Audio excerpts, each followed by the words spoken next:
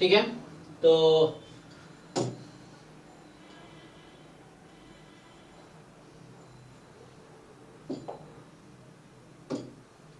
जिनको mock test 12 में जो भी डाउट्स हैं आप पोस्ट कीजिए। तो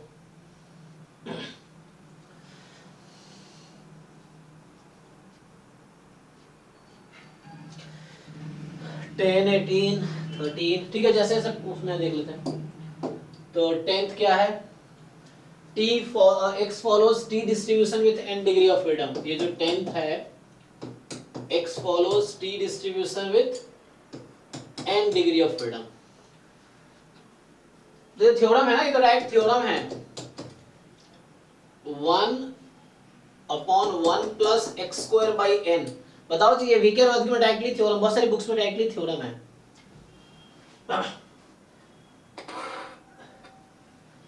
ठीक है ना, ये चेक करो, बीटा n/2 कॉमा 1/2। आप जस्ट वीके वर्ग की वाली बुक खोलो और उसमें जाके देखो। इसलिए वो आपको ऑब्जेक्टिव एग्जाम के लिए, एंट्रेंस के लिए थ्योरम्स के स्टेटमेंट याद रखेंगे तो इजी रहेगा। मतलब प्रूफ कब तक प्रूफ करोगे, प्रूफ कर सकते हो, टी का पीडीएफ लिखो, फिर ट्रांसफॉर्मेशन लगाओ, डायरेक्ट थ्योरम है। आप टी डिस्ट्रीब्यूशन वाला जाके देखो, वहां मिल जाएगा सैम्पलिंग जो चैप्टर है।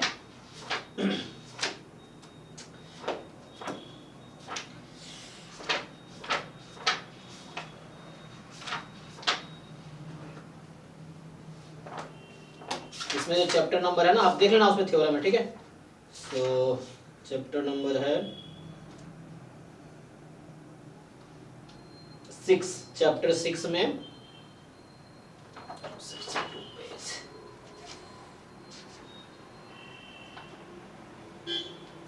चेक करो एक बारी। तो ये उसके लिए था। अच्छा, यहाँ पे जो है देखो जी बाकी लोग, तो ये Tn है ना, और यहां आपसे पूछ रहा है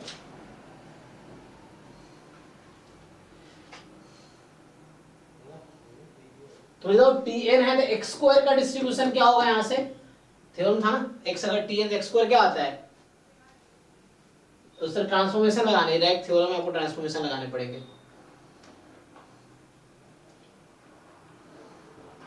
मुझे बताओ कोई, x अगर Tn है तो t स्क्वायर का डिस्ट्रीब्यूशन क्या है,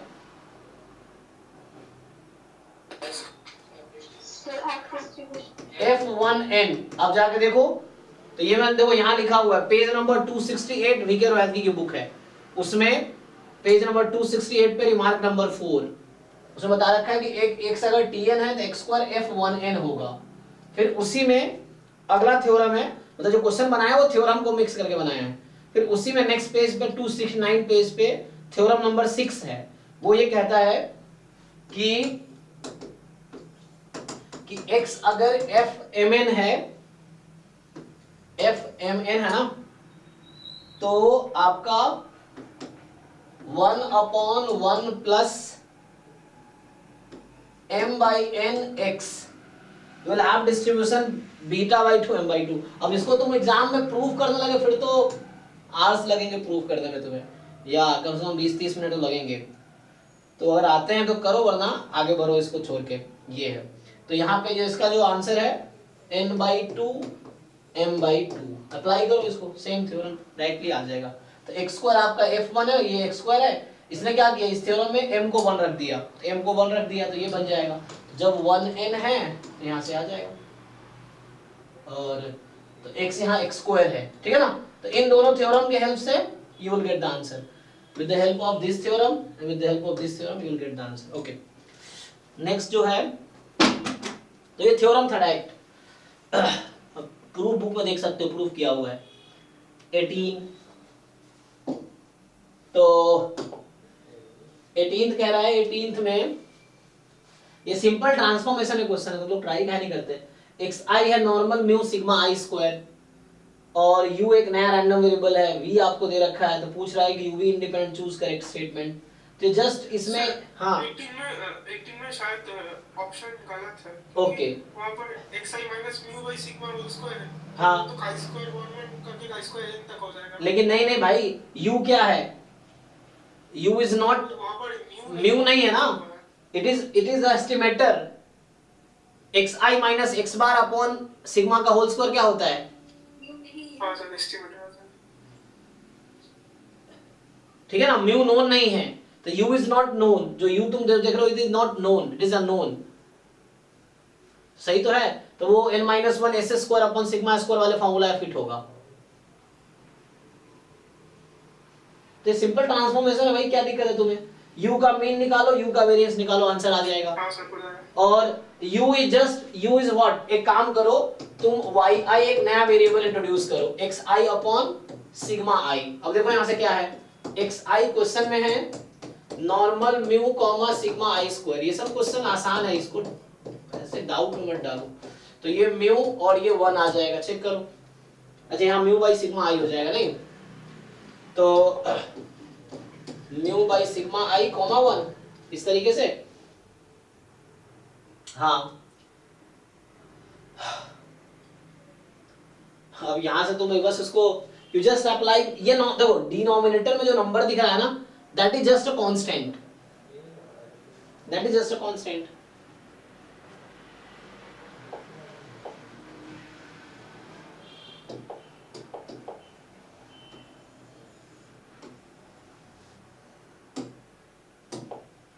अब यहां से तुम्हें अगर पूछे,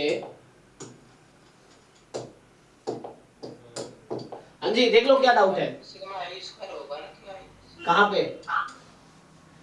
अच्छा वहां पे, चलो मैं पूरा पूरा सॉल्व कर देता हूँ, तुम लोगों के कंफ्यूजन दूर हो जाए इसलिए। देखो तुम बिना के दिमाग लगाए सीधा सीधा u इज जस्ट, देखो मैं पहले तो एक काम करता हूँ, u क्या है, रैंडम वेरिएबल जस्ट न्यूमरेटर में, डिनोमिनेटर एक कांस्टेंट है। अगर मैं eu निकालता हूँ एक्सपेक्टेशन ऑफ u, तो डिनोमिनेटर एज इट इज रहेगी summation 1 by sigma i square, तो सिग्मा स्क्वायर ले लेते, कोई दिक्कत नहीं है। और ठीक देखो तुम्हें कुछ नहीं, बस मीन लगाना है, summation 1 by sigma i square i from 1 to n e of x i, just यही होगा। ध्यान से देखो मैं u पे ऑपरेट किया दोनों तरफ e मीन, सो मैंने दोनों तरफ मीन ऑपरेट किया तो क्या होगा, अब भाई e x i तो मुझे पता है ना, यहाँ से म्यू है जस्ट, तुम लोग कहाँ, तो ये म्यू रख देंगे बाहर आ जाएगा, कैंसिल हो गई, तो म्यू ही आ गया। देखो जी ये जब इसको मैं म्यू रख दूंगा तो ये दोनों कैंसिल, म्यू बाहर आ जाएगा क्योंकि आई तो है नहीं म्यू में, ई एक्स आई म्यू है, तो म्यू आ गया। अब वेरिएंस निकालो, सो वेरिएंस ऑफ यू, ये पहले भी आया है क्वेश्चन, वेरिएंस ऑफ यू करेंगे तो again denominator is a constant, बाहर आएगा स्क्वायर बन के, तो जो डिनोमिनेटर है वो summation 1 by sigma I square I from 1 to n इसका स्क्वायर हो जाएगा। वेरिएंस लगा रहा हूं दोनों तरफ, तो कांस्टेंट बाहर आया स्क्वायर बन के। अब वहां जब समेशन, अब वहां भी सिग्मा स्क्वायर है, तो 1 बाई सिग्मा आई का स्क्वायर वेरिएंस ऑफ एक्स आई, फिर दोनों तरफ वेरिएंस ऑपरेट किया, जस्ट केयरफुली कैलकुलेशन करो, हो जाएगा। एक्चुअली क्वेश्चन देख के ना डर जाते बच्चे, क्या क्या लगा डर जाते, तुम आराम से ट्राई करके देखो फिर हो जाएगा, और नहीं हो तो फिर बाद में छोड़, बट एक थोड़ा ट्राई करके देखो। सो यहाँ से वेरिएंस ऑफ एक्स आई क्या आ गया, सिग्मा आई स्क्वायर, तो सिग्मा आई स्क्वायर कैंसिल, कैंसिल ना, देखो तो क्या बनेगा यहां से, एक मिनट पहले मैंने क्या किया, पावर 4 बनेगा ना वहां पे, पावर 4 होगा, तो इसका मतलब आंसर में थोड़ा गलती तुम लोग कहना चाहते, देख लो ये सिग्मा पावर 4 होगा ना यहाँ पे, क्योंकि मैं जब वेरिएंस लगा रहा हूं तो वेरिएंस इनसाइड जाएगा, तो variance of x I upon something, ठीक है ना। फिर नीचे वाले का भी स्क्वायर होगा, नीचे वाले का हो चुका है ना ऑलरेडी, हाँ कोई दिक्कत नहीं, क्या प्रॉब्लम है। तो ये कुछ ऐसा है कि लाइक, हाँ कोई प्रॉब्लम नहीं, स्क्वायर है उसका, हाँ k1 k2 k3 kn है मान लो, तुम 1 बाई सिग्मा आई स्क्वायर को ki बोल दो, तो ki है तो k1 x1 k2 x2 इस तरह से है, तो ki square variance xi, ki square sigma आई स्क्वायर, और ठीक है ना जी, देख लो। तो यहाँ सिग्मा स्क्वायर कैंसिल हो तो बचेगा यहाँ पे समेशन, ये सिग्मा आई स्क्वायर हो गया, कैंसिल करो तो 1 बाई सिग्मा आई का। तो ट्राई तो मुझे लगता है आपने किया होगा, हो सकता है आंसर मैच ना किया हो, है ना, इसीलिए।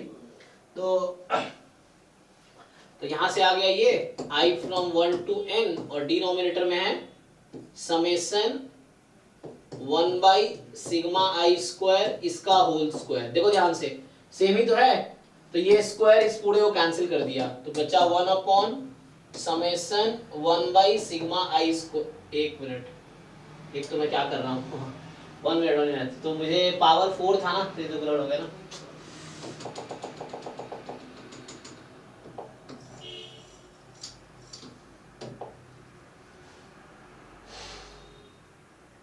क्या ये कैंसिल होगा?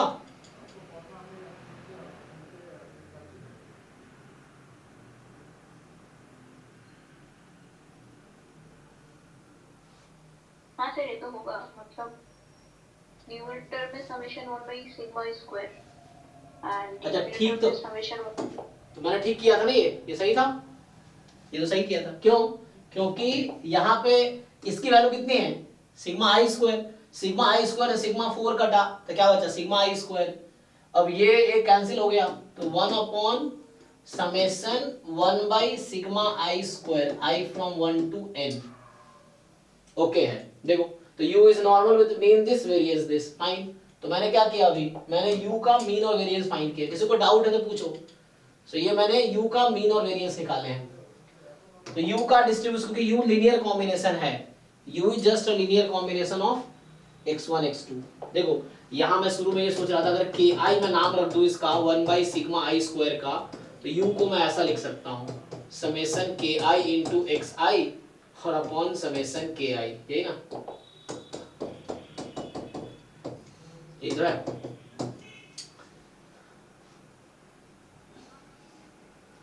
ठीक है, तो वैसे भी लिख सकते हो, मतलब मर्जी है तुम्हारी, इसमें तो बस समझाने के लिए बोल रहा हूँ। ओके देखो आगे।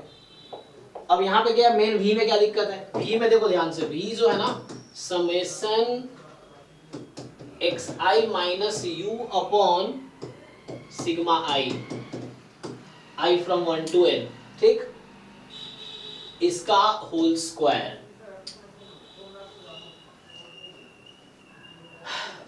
ठीक है जी। अब इसको तुम्हें कहीं ना कहीं ब्रेक करना पड़ेगा उस फॉर्म में। तो u क्या था, उसका मल्टीपल है ना, वो था एक्चुअली कॉन्वेक्स कॉम्बिनेशन। अगर तुम देखना चाहो u जो है ना वो कॉन्वेक्स कॉम्बिनेशन xi का, जो पहले लिख रहा था कि इस तरह से, है ना। बताओ यहां से क्या आएगा, तो xi minus you upon sigma f को ब्रेक करो, उस फॉर्म में लाओ, मीन वेरिएंस जैसा बनाओ उसका।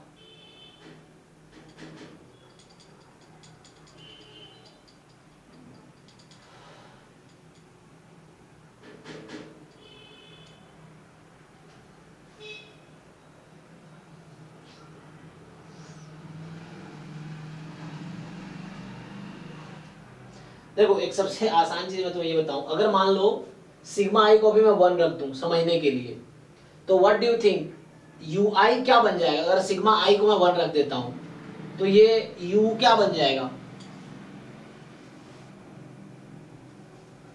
सिग्मा आई को 1 के इक्वल रख दो तो क्या होगा u x बार, और एक्स आई माइनस एक्स बार अपॉन 1 ही कर दिया मैंने। सो एक्स आई minus x bar upon sigma है, तो इसका क्या होता है तुम ये बताओ मुझे। एक्स आई माइनस एक्स बार जो हो तो यहाँ बनाए जा सकते हैं उस तरह से, सो मैं उस तरह बना सकता हूँ बट अभी ठीक है। सो ये जो है एक्स आई माइनस एक्स बार का whole square I from 1 to n, यही तो है, n माइनस 1 एस स्क्वायर है ना। Yes sir.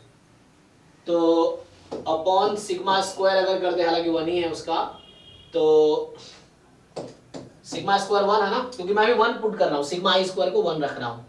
नहीं तो तुम्हें ये जनरलाइज केस है, तुम जिससे ऑप्शन डिस्कार्ड करना है ना तो स्पेशल केस लेके भी ट्राई कर सकते हो। ये है कि अगर मैं ये इन जनरल एनी सिग्मा आई के लिए सेम डिस्ट्रीब्यूशन आएगा, है ना, क्योंकि सिग्मा आई से फ्री है। तो देखो इसका डिस्ट्रीब्यूशन क्या होता है, chi square n minus 1, same है काई स्क्वायर माइनस वन। तो मैंने अभी क्या किया, अपने कैलकुलेशन इजी बनाने के लिए मैंने सिग्मा आई को 1 रख दिया, उससे इजीली दिख गया मुझे कि u जो x बार है और xi minus x bar upon sigma i whole square. तो ये जो चीज है, ये वाली चीज, this is nothing but this, इसका थ्योरम होता है काई स्क्वायर माइनस वन, उससे आगे होगा वही डिस्ट्रीब्यूशन, तब भी जनरलाइज केस में वही होगा। और ऐसे डिस्कार्ड करने में क्या है, -1 n 2n यही आएगा, ठीक है।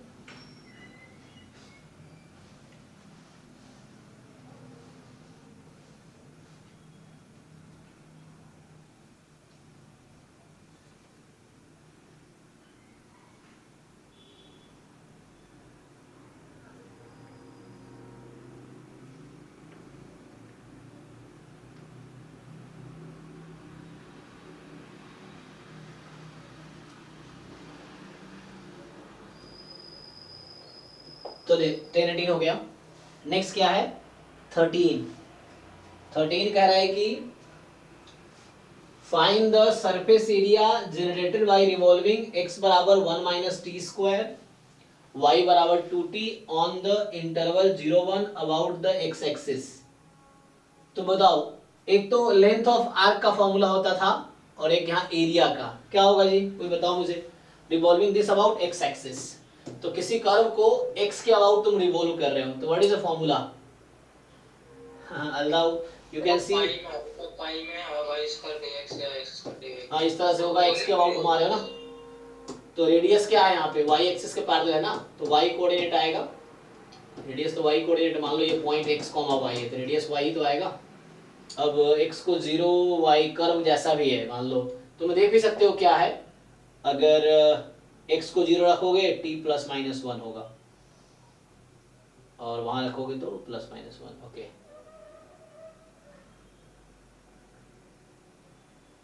अभी रफली बना रहा हूं देखो, तो यहां से आ जाएगा पाई y स्क्वायर dx, यही तो होता है एरिया। इसमें सर वॉल्यूम हो गया ना, ओह सॉरी, वॉल्यूम लिख दिया मैंने, हाँ ये तो वॉल्यूम हो गया, कोई बात नहीं। और इसमें एरिया कुछ है तो क्या होगा, एरिया के लिए क्या करते हो 2 पाई, ये क्या है y, 2 पाई y dx। क्या किया मैंने, वो सरकमफेरेंस निकाले, जब वॉल्यूम निकालना होता है तो एरिया इनटू हाइट, तो जो पहले लिखा था मैंने वो वॉल्यूम हो गया, क्योंकि एरिया इनटू हाइट, हाइट क्या है dx। अब इसका dx लेंथ, ये dx है, इसको बोलते हैं स्ट्रिप का लेंथ, x एक्सिस पे dx है, तो पहले लिखा था एरिया इनटू हाइट, तो हो गया वॉल्यूम। पैरीमीटर क्या बोलते हैं, पैरामीटर पैरीमीटर जो भी है वो, नहीं पैरामीटर तो हमारा वहां चला गया, सर्कल के सरकमफ्रेंस को क्या बोलते हैं, पैरीमीटर ना, हाँ पैरीमीटर, हाँ। तो वो जो पैरीमीटर है उसका, सर्कल का, वो हमारे पास क्या है y, मतलब 2 पाई y इंटू डी एक्स कर लो इस पे, तो इसको मैं रीराइट कर सकता हूँ 2 पाई y की वैल्यू यहाँ t के टर्म में पता है, 2 पाई y, इसको कर सकते हो dx upon dt into dt, ऐसा लिख सकते हैं। तो यहां से आ गया 2 पाई y की वैल्यू रखो, कितना है 2 times t, dx upon dt करो, dx अपॉन dt करोगे माइनस 2t है ना, सो dx upon dt minus 2 time t dt। अब बताओ क्या आएगा, अच्छा मैं वेरिएबल चेंज कर रहा हूं तो मुझे मॉड लेना चाहिए, नहीं और इसमें डायरेक्ट y की वैल्यू उसमें पुट करके लिख लेते हैं। वेरिएबल चेंज कर रहा हूं तो यहाँ मॉड लगाने पड़ेंगे, वेरिएबल चेंज करना जैकोबियन टाइप का हो गया, तो ये हो गया, t की वैल्यू कितनी है 0 to 1 कर दो, ये आ जाएगा, इसको इंटीग्रेट करो, बताओ क्या आ रहा है, ये कुछ ऐसा आ गया 0 से 1 2 pi into 4t square dt।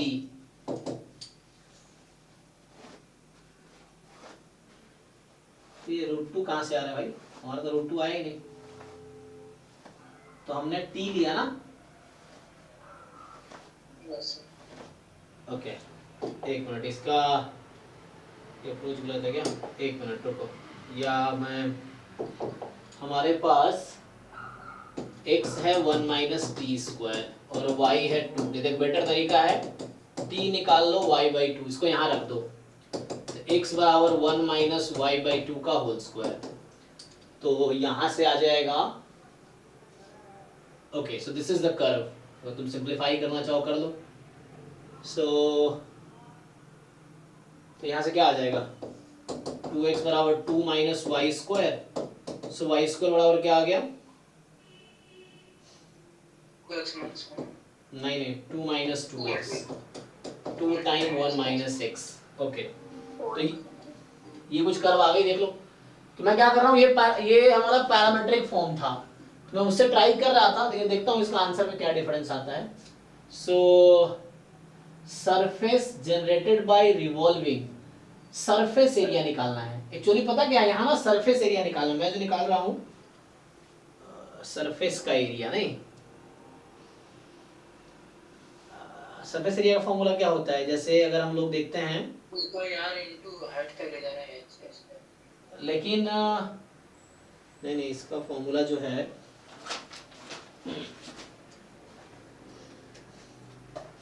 इसका फॉर्मूला ये है, मैं मिस कर रहा हूँ, तो है ना, याद रखना पड़ेगा सब कुछ।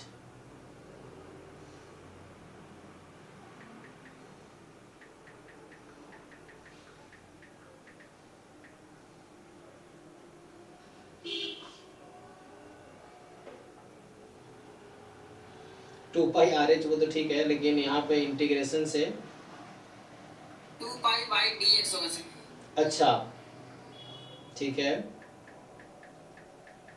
2 pi y under root 1 plus dy by dx का होल स्क्वायर, इस तरह से कुछ आता इस है। तरह का कुछ।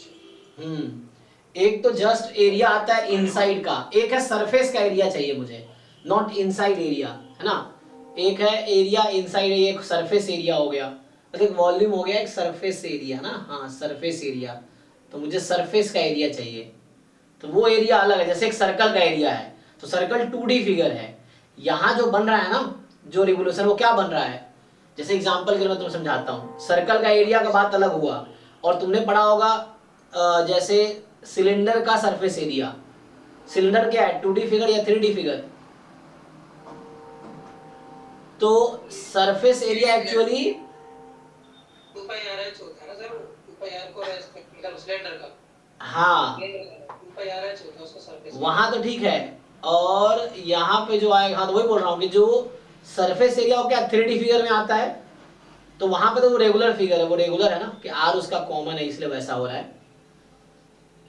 वो रेगुलर फिगर है, हाँ तो यहाँ भी चाहिए। एक कार्व को x के रिस्पेक्ट में डिवॉल्व करेगा तो वो तो वॉल्यूम जनरेट होगा ना, मतलब 3D जनरेट होगा, लेकिन आपको वॉल्यूम नहीं निकालना, सरफेस का एरिया निकालना। एग्जांपल के लिए मान लो इसका मैं एग्जैक्ट ग्राफ बनाने की कोशिश करो, बना भी सकते हैं हम लोग। y बराबर जो ये 2 टाइम 1 माइनस x है, इसका अगर एग्जैक्ट ग्राफ बनाना चाहे, जैसे x को 1 रखेंगे तो y 0, तो पैराबोला के टाइप्स का होगा। हाँ यस। तो अब देखो क्या, सरफेस एरिया कैसे निकालें, क्योंकि वो तो इंफिनिटी तक जाएगा ना। नहीं वो बाउंड कर रखा है ना, यहाँ पे t 0 से 1 में बाउंड कर रखा है। अच्छा। तो मुझे सरफेस का एरिया चाहिए, वो इनसाइड जो वॉल्यूम है, तो मुझे सरफेस का एरिया चाहिए। जैसे ये बोतल है, ये बोतल भी 3D फिगर है, अब इसका सरफेस एरिया मतलब चारों तरफ जो पोर्शन है उसका एरिया निकालना है मुझे, या इसको बनाने के लिए जो प्लास्टिक यूज हुई है तो उसका एरिया क्या है, तो वो निकालने पड़ेंगे मुझे। तो यहाँ पे ये 3D फिगर का जो आउटर पोर्शन है ना, उसका एरिया निकालना पड़ता है। सो यहाँ पे जो आएगा, ठीक है, ये ग्राफ बना सकते हैं इसको हम, देखो। तो यहाँ से अगर इसका रफली ग्राफ बनाओगे, सो ये है y बराबर 2 माइनस 2x ना, y स्क्वायर बराबर, पहले x होता, फिर 1 माइनस x है तो इस साइड जाएगा, इस तरीके से कुछ ग्राफ है इसका। देखो रफली x को 1 रखोगे तो ये y 0 हो जाएगी, ठीक, और y 1 होगा, x 0 है तो y कितना है, x 0 तो y 2 रूट 2, तो ये रूट 2 है माइनस रूट। देखो सो ये आपका एक्चुअली अभी ग्राफ है। अब इसको हमने रिवॉल्व किया किसके अराउंड, तो अभी एक साइड ले लो, ऊपर वाला पोर्शन ले लो चाहो तो। अब इसको आप रिवॉल्व करा रहे हो x के अबाउट, तो क्या होगा, जब घुमाओगे तो ये इधर आएगी, तो ये इस तरह का शेप बनाएगा, ठीक है, ये समझ आ रहा तुम लोगों को। तो ये इस तरह से मूव कर रहा है, ठीक है ना, ये इस तरह से मूव कर रहा है, ये जो है, तो ये मूव कर रहा है आप इसका, और हमें चाहिए सरफेस एरिया कब, जब t 0 से 1। देखो t को 0 रखोगे तो x 1 हो जाएगी, तो यहाँ x 1 है एक्चुअली, और t को 1 रखोगे तो x 0 हो जाएगी। तो मतलब ये जो आपका बन रहा है ना, इस तरह का जो शेप बन रहा है, क्या बोलेंगे उसको, है ना, तो वो कटोरी जैसा हो गया, कटोरी या क्या बोलते हैं, ग्लास जैसे, है ना, ग्लास जैसा रहता है, हाँ, तो उस तरह से है कुछ, लेकिन वो उस तरह उसका बॉटम वैसा है, कप होता है ना, कप कप टाइप का हो गया। तो ये इसका सरफेस एरिया निकालना है, तो कप जैसे हो गया कोई, है ना, जिसमें हम लोग स्नैक्स खाते हैं, तो उस तरह का कप जैसा हो गया, तो उसका आउट सरफेस एरिया निकालना है। बताओ भाई, इसका डायरेक्ट फॉर्मूला जो होता है वो ये है, जो बता रहा था ना अभी, वो एक्चुअल फॉर्मूला है। मतलब जो तुम सोच रहे हो ठीक है, लेकिन उस लॉजिक से प्रूव करोगे तो चेंज ऑफ वो कुछ ऐसा यूज होगा, तो एट द एंड ये फॉर्मूला निकल के आता है। ये आता है 2πx ds या 2πy ds। ds क्या है, उस सरफेस पे एक क्या बोलूं उसको मैं, है ना, उस तरह का। देखो ये जो रीजन है, तो मैं डायरेक्टली फॉर्मूला लिख देता हूँ। हाँ क्या, ds sir under root ds whole square plus dy का whole square. Yes yes yes, छोटा सा एलिमेंट लेते हैं। हाँ हाँ, छोटा सा जो हम वो लेते हैं, एक क्या बोलते हैं उसको, हाँ मतलब सर्कल टाइप का एक हो गया, या वो बीच वाला जो पोर्शन लेते हैं जो भी, तो उस तरह ds जो आएगा देखो, तो यहाँ पे जो ds बनता है वो इस तरह से लिख सकते हो इसको चाहो तो, ये आएगा dx square plus dy square, ये ds है। और जो सरफेस एरिया ऑफ रिवोल्यूशन, तो ये जो आएगा 2 पाई, अब डिपेंड करता है किसके अबाउट रोटेट कर रहे हो तुम, तो अभी हमने किसके अबाउट रोटेट किया है, x एक्सिस के अबाउट, तो यहाँ रेडियस y है ना, तो x के अबाउट जब रोटेट किया हमने, तो ये हमारा y है, तो यहाँ आ जाएगा 2 पाई y ds integration with respect s। अब ये पुट करो, तो यहाँ से जब पुट करोगे तुम, ये फॉर्मूला है, ठीक है। सो यहाँ तुम ऑनलाइन भी देख सकते हो गूगल पे, या कोई बुक में देख सकते हो, इस तरह से है। तो ये फॉर्मूला पहले याद होना चाहिए, शुरू में हम लोग जो लगा रहे थे वो फॉर्मूला थोड़ा गलत यूज किया है, तो यहाँ से आ जाएगा। सो ये पुट करो, 2 पाई y की वैल्यू तुम्हारे यहाँ पे है 2 टाइम t, और ds में ध्यान से देखो, अगर तुम चाहो तो इसको ऐसा लिख सकते हो, t में कन्वर्ट करना है तो इसको t में कन्वर्ट कर लो, तो ये ऐसा हो जाएगा dx upon dt whole square dy upon dt whole square dt। देखो बाहर dt है, ये dt कैंसिल कर देगा इसको, तो यहाँ से रूट अंडर dx, तो अभी y ही लिख देता हूँ इसको, देखो dx upon dt whole square dy upon dt whole square dt, क्योंकि ये कैलकुलस का क्वेश्चन है तो फॉर्मूला बेस्ड क्वेश्चन है, तो ये इसका फॉर्मूला है। अब पुट कर लो इसको, ये y है तुम्हारा, तो यहाँ से आ गया 2 पाई y की वैल्यू है 2t, root under dx upon dt निकालोगे तो ये 4t स्क्वायर हो जाएगा, स्क्वायर करना है ना, और dy बाई dt निकालोगे, पहले हम सिर्फ dx लिख रहे थे, तो सिर्फ dx लिखने से नुकसान पता है क्या है, हम सिर्फ एक ही डायरेक्शन में देख रहे हैं, लेकिन वो तो 3D फिगर है, तो हमें x और y दोनों के डायरेक्शन में देखना पड़ेगा। तो पहले हम यही कर रहे थे ना कि इस dx की जगह सिर्फ dx लिख रहे थे, तो सिर्फ हम x के डायरेक्शन में सोच रहे हैं, और dy लिखोगे सिर्फ y के डायरेक्शन में, लेकिन ये तो 3D फिगर है, तो 3D का सरफेस 2D है, तो मुझे दोनों डायरेक्शन में लेना पड़ेगा, इसीलिए ऐसा हो रहा है ये। तो यहाँ से आएगा dy बाई dt हमारे पास 2, तो ये 4 हो गया, dt करो इंटीग्रेट 0 से 1 में, कर दोगे बताओ सॉल्व करके। तो मेनली ये फॉर्मूला याद हो, तुम कुछ फॉर्मूला लिख लेना कि what is volume of revolution, what is surface area of revolution. अच्छा वॉल्यूम में सिर्फ dx dy क्यों लेते हैं, क्योंकि एरिया वहां ले रखे हैं ऑलरेडी 2D, तो उसमें हो गया। यहाँ क्या लिया, लेंथ लिया, और ds जो है एलिमेंट है सरफेस पे, तो सरफेस 2D है, तो इसलिए यहाँ x y दोनों इन्वॉल्व हुआ है।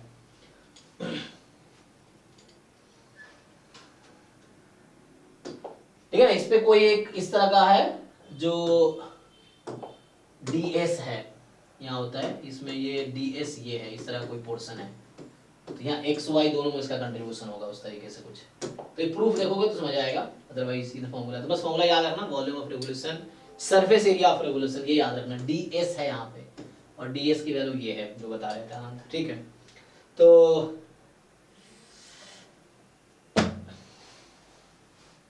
ये हो गया 13 नंबर। 13 के बाद फोर्थ जो है क्या पूछ रहे हैं यहाँ से कि x1 x2 x3 be the random sample of size 3 from pdf this।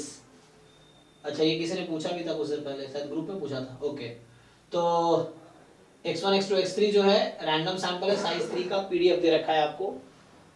तो पीडीएफ हालांकि यहाँ पे जो है ये बीटा डिस्ट्रीब्यूशन है ना, बीटा में है।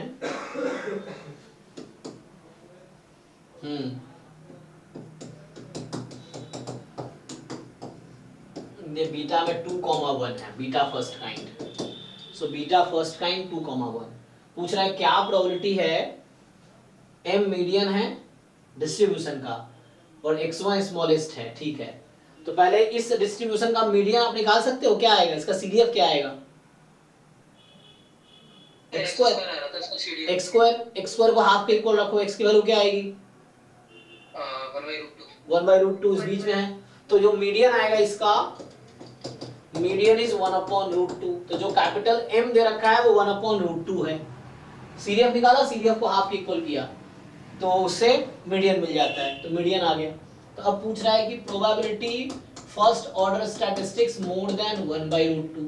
तो जो मिनिमम है तीनों में, तीन रैंडम वेरिएबल है और तीनों का जो मिनिमम है वो 1/√2 से ज्यादा है। इसका मतलब इंडिविजुअली x1 भी √2 से ज्यादा, 1/√2 से ज्यादा है, x2 भी 1/√2 से ज्यादा है एंड x3 भी 1/√2 से ज्यादा है। और चूंकि ये आइडेंटिकली डिस्ट्रीब्यूटेड है और है ना, ये आइडेंटिकली डिस्ट्रीब्यूटेड है तो क्या होगा, तीनों का आंसर सेम आएगा, इंडिपेंडेंट भी है। तो सिंपली आ गया प्रोबेबिलिटी x1 मोर देन 1/√2 और इस पूरे की पावर 3। तो इसको ब्रेक करोगे तो आ जाएगा, अच्छा 1/√2 तो इसका सीडीएफ था ना, सीडीएफ से निकाल लेंगे सर डायरेक्ट। तो इसका आंसर क्या है? छोड़ो ना, इसका आंसर क्या है? ये 1/2 है, क्योंकि सीडीएफ के आगे की प्रोबेबिलिटी और सीडीएफ के पीछे की प्रोबेबिलिटी हाफ हाफ होती है, उस नंबर से आगे की प्रोबेबिलिटी उसके पीछे हाफ हाफ, तो ये हाफ ही हाफ की पावर 3। तो अगर m नहीं भी निकालते तो भी काम हो जाता। अगर यहाँ सिर्फ m लिख के चल रहा हूं, अगर आप सिर्फ m लिख के चल रहे हो तो भी कोई नुकसान नहीं होगा, क्योंकि यहाँ m आ गया और मीडियन से आगे की प्रोबेबिलिटी 1/2 है, तो 1/2 होगी 1/8। देख लीजिए, जिनको डाउट है बताइए। 5 वाला बता दीजिए। कौन सा वाला? 5 वाला सर। अच्छा 5वां नंबर, ओके ओके। अभी आते हैं, देखते हैं चैट में इतने सारे क्वेश्चन करेंगे। अभी तो हमने 4th कर लिया, 5वां कह रहा है। अरे भाई 5वें में क्या तुमने पीवाईक्यू सॉल्व किया है? सर मेरा सर आंसर में मुझे लगा सर 1/2 आएगा सर, बट इसमें डज नॉट कन्वर्ट। नहीं नहीं 1/2 तब आएगा, तुम्हारा ये क्या आ रहा है डिस्ट्रीब्यूशन, ये भी कुछ दिन पहले वो गलती मैं भी कर रहा था। इसका डिस्ट्रीब्यूशन क्या आया है? F11। हाँ तो आप देखो F डिस्ट्रीब्यूशन में मीन कब एग्जिस्ट करती है, कंडीशन है वहां पे, n 2 होना चाहिए सर। चेक करो। तो हाँ, तो n 2 से ज्यादा होना चाहिए। n क्या है यहाँ पे तुम्हारा? 2 है सर एग्जैक्टली। नहीं 1 अच्छा 1 ठीक है सर। तो एग्जिस्ट करेगी मीन? No sir. वो फॉर्मूला से एग्जिस्ट, तब तुम देखो ये कंडीशन याद रखना कि मीन कब एग्जिस्ट करेगा। तो एक बार के बीटा से कर रहे थे, अब इसका 1/2 आया था, क्या वो गलत नहीं? नहीं नहीं बीटा से भी करेंगे तभी तुम्हें देखना पड़ेगा रेस्ट्रिक्शन कहीं को लग रहा होगा, वो रेस्ट्रिक्शन तुम छोड़ रहे होगे, तभी आंसर डज नॉट, मेथड कुछ भी लगाओ आंसर सेम ही आएगा। सॉरी एक मेथड से अलग, दूसरे मेथड से अलग आएगा। अच्छा ओके, तो किसी भी तरीके से करो आंसर वही आएगा, इंडिपेंडेंट है, ठीक है। सर बीटा से किया था तो 1/2 आया था इसका आंसर। किसको कैसे बीटा बनाया? ये दोनों वाले हमने का स्क्वायर बनाए और दोनों इंडिपेंडेंट थे, तो इसका रेशियो लिया फिर x/y वाला जो होता है। अच्छा उससे बीटा बनता है सर। क्या बीटा बनता है? बीटा सेकंड टर्म बनता है। हां सही है सर। ओके ओके सर सही है। नहीं हाँ बीटा सेकंड टाइम देखो कब मीन एग्जिस्ट करेगी कब नहीं करेगी, 1 से ग्रेटर देन तो तब करेगी। हाँ तो वो कंडीशन वहां भी तुम्हें देखना पड़ेगा, सेम कंडीशन है ना, ये है। ठीक है भाई, हो गया क्लियर? अगला बताओ। तो नेक्स्ट डाउट क्या है इसमें चैट में कि 15, 22, 23 15 डिस्कस किया हमने। 15 ये पहले एक बार आ चुका है शायद, पता नहीं।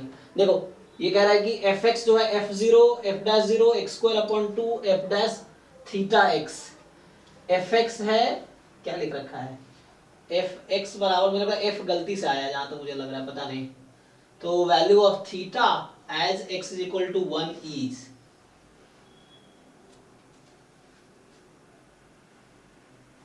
क्या लग रहा है बाकी लोग बताओ, तो थोड़ा सा मुझे लग रहा है करेक्शन टाइप का। एक तो ये समझ में नहीं आ रहा था सर। नहीं, एक तो मुझे ये लग रहा है जो x ये एफ एक्स ये है, एक 1 बाई ये है आपके पास, ठीक। और दूसरी बात जो एफ एक्स है ये है F zero F dash zero x square by 2 factorial F double dash theta x. अब कह रहा है x को 1 रख दो, तो f1 बराबर f0 f डैश 0 ये 1 by 2 f dash f double dash theta. तो यहां से थीटा निकालो, चेक करो इसे आंसर आएगा, जिन लोगों ने किया है बताओ।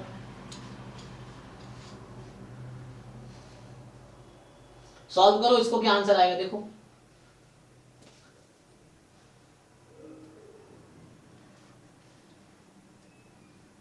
अगर इससे नहीं आता तो बाइनोमियल से खोलना पड़ेगा तुम्हें। दूसरा तरीका इसका ये है कि you have to open it using binomial.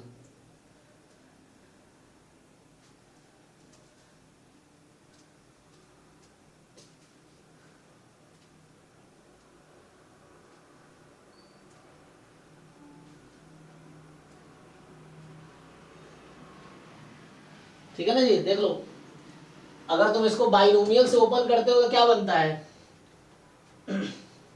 से एक्सपेंशन, एक बाइनोमियल एक्सपेंशन भी आता है 1 माइनस एक्स की पावर n, तुम चेक करना, इसका ही फॉर्मूला है। अरे इससे पहले सॉल्व कर दो, कुछ आएगा कि नहीं आएगा, नहीं आएगा तो दूसरा अप्रोच लगाना पड़ेगा, इससे नहीं मिलता है तो। और नहीं तो यहाँ पे तुम्हें कोई थ्योरम यूज करना पड़ेगा, जैसा ना Lagrange's form of remainder, Cauchy form of remainders, वो फॉर्मूला यूज करना पड़ेगा अगर ऐसा नहीं होता है तो।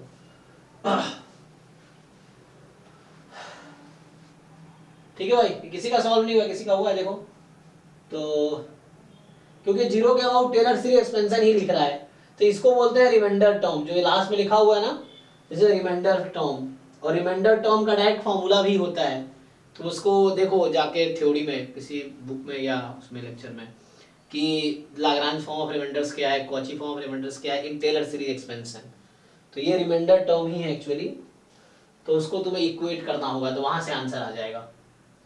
हाँ, और यहाँ f मुझे लग रहा है ये गलती से f आ गया है, ये 1 माइनस एक्स की पावर ये होगा।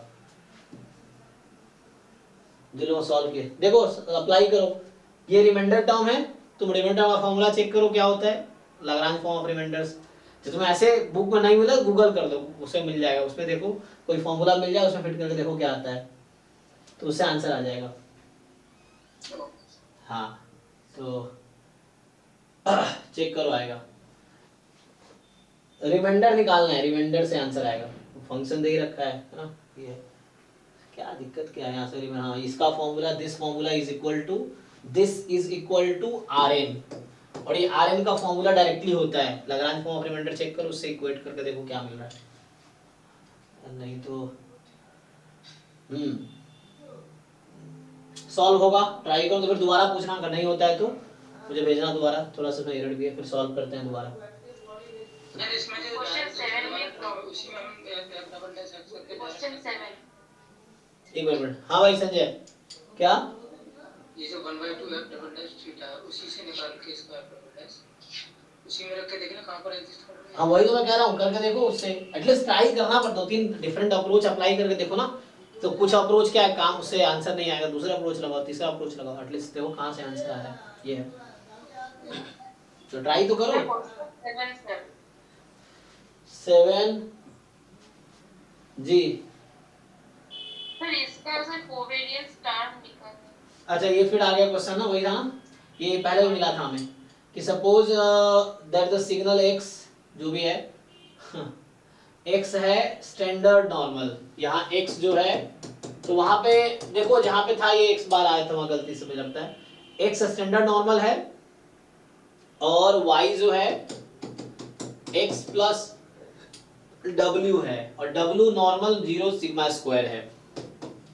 W जो है नॉर्मल, ये कल भी मॉक टेस्ट 11 में भी था ना इस तरह क्वेश्चन, थोड़ा चेंज था तो ऐसे ही कुछ। Yes, sir. नहीं सर सेम वहाँ क्वेश्चन। पे X बार था। वो गलती से x बार लग गया था, वो x ही था एक्चुअली, वो हाँ, x बार, आपने बोला था कि वो X था। हाँ x ही होगा। फिर इससे अब आ जाएगा तो इसका डिस्ट्रीब्यूशन आएगा और x और w क्या है, इंडिपेंडेंट ऑफ x। यहाँ करेक्ट करके दिया है वही क्वेश्चन है ना। तो देखो तुम अगर बहुत सारे मॉक टेस्ट सॉल्व करो, कई बार रिपीट भी होगा, यहाँ नहीं, तुम 10 कोचिंग और देख लो, उनका भी मॉक टेस्ट में यही सब क्वेश्चन वहां भी मिलेगा, वहां कुछ नया नहीं मिलेगा। चाहे कोई भी कोचिंग तुम देख लो, दुनिया बहुत सारी कोचिंग है, तो उनके यहाँ भी टेस्ट यही सब, क्योंकि जो मार्केट में कंटेंट लिमिटेड है वही कंटेंट लगभग हर जगह यूज हो रहा है, चाहे असाइनमेंट्स भी हो, मॉक टेस्ट भी हो, ऑलमोस्ट हर जगह है। लेकिन बाकी जगह तुम्हें 8, 10, 20 टेस्ट मिलेंगे, यहाँ हमने 50, 100 टेस्ट रखे हैं, तो इसमें बहुत ज्यादा क्वेश्चन आ जाएगा, बहुत सारे रिपीटेड भी मिलेंगे। तो इससे फायदा आपका ये है कि जब आप सारे टेस्ट सॉल्व कर रहे हो, कई क्वेश्चन, और रिवीजन से कभी नुकसान नहीं होगा, फायदा ही होगा, नुकसान नहीं होगा। जितनी बार रिवाइज करोगे उतना अच्छा है। जैसे मैं कोई भी क्वेश्चन क्यों सॉल्व कर देता हूँ, क्योंकि मैंने बहुत सारे क्वेश्चन सॉल्व किए ड्यूरिंग टीचिंग, यही चीज है, उससे बहुत रिवीजन हो गया है मेरा। तुम कोई भी क्वेश्चन पूछते हो, मुझे लगता है कि मैं सॉल्व कर सकता हूँ, ट्राई करता हूँ, हो भी जाता है।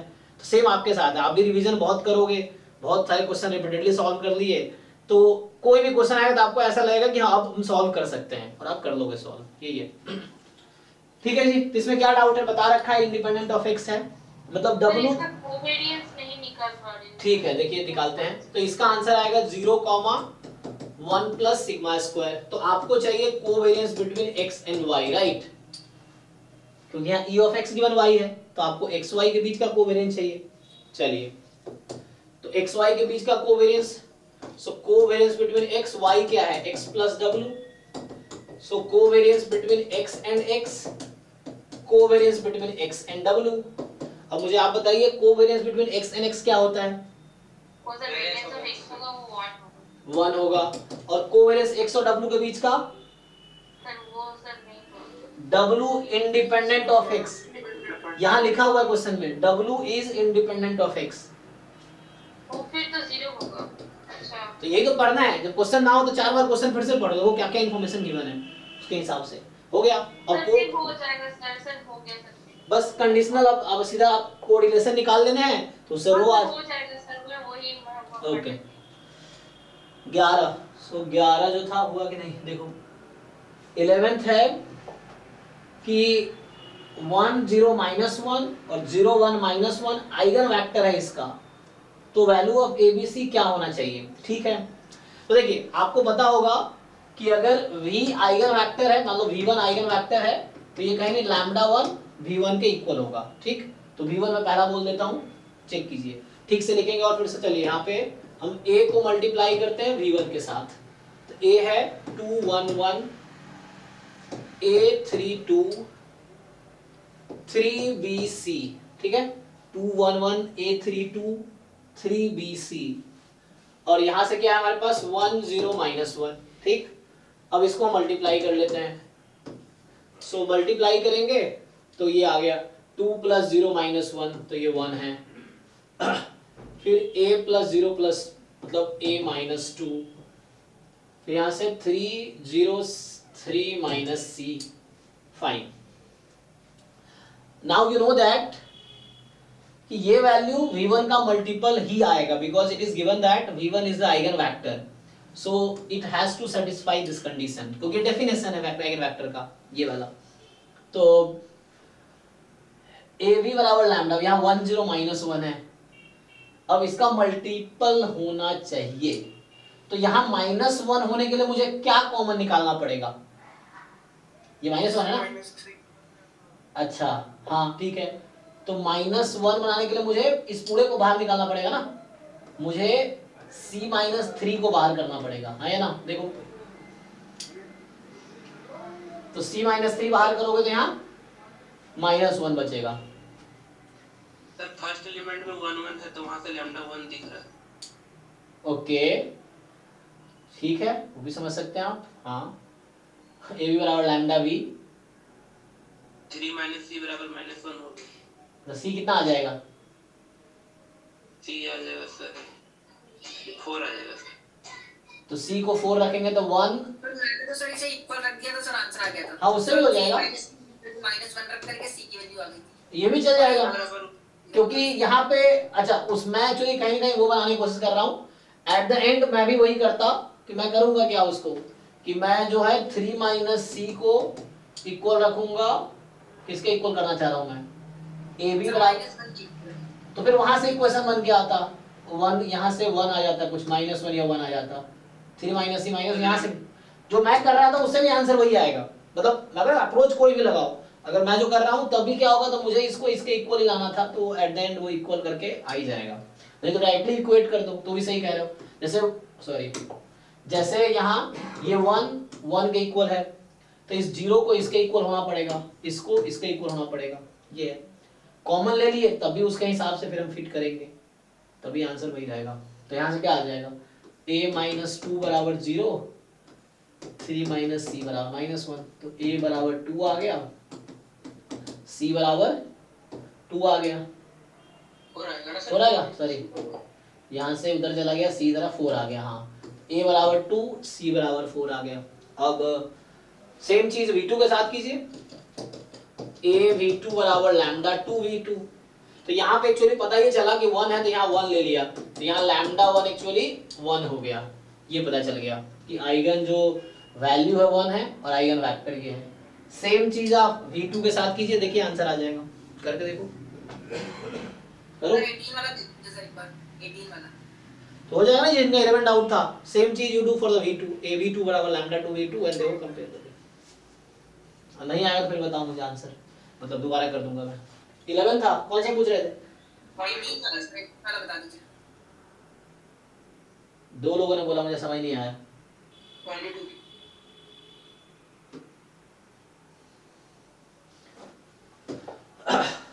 x0 integer valued random variable है, x0 0 है, IID है, zn ये वैल्यू ले रहा है, zn ये है, xn बराबर xn -1 प्लस zn है, तो वैल्यू ऑफ x5 बराबर -1 गिवन x2 बराबर 0।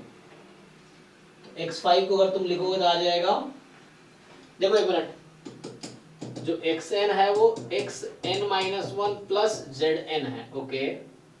तो मुझे अगर x5 को लिखना था क्या लिखूंगा मैं, x4 प्लस z5, x5 को लिख रहा हूं ये, फिर इसी रूल से तुम x4 को लिखो, इसी रूल से x4 को लिखो, तो x3 प्लस z4, इसी रूल से x3 को लिखो, x2 प्लस z3, इसी रूल से x2 को लिखो।